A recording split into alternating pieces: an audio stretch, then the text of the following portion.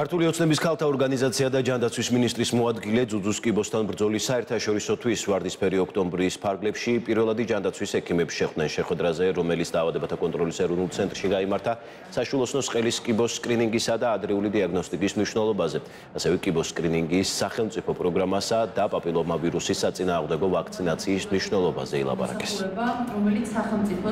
მნიშვნელოვანია ის, რომ დიაგნოსტიკა მოხდეს ადრეულ ეტაპზე და ჩვენ არ მოგვიხდეს გვიანი სტადიის კიბოს მკურნალობა და მეტი ადამიანის გადარჩენა შევძლოთ.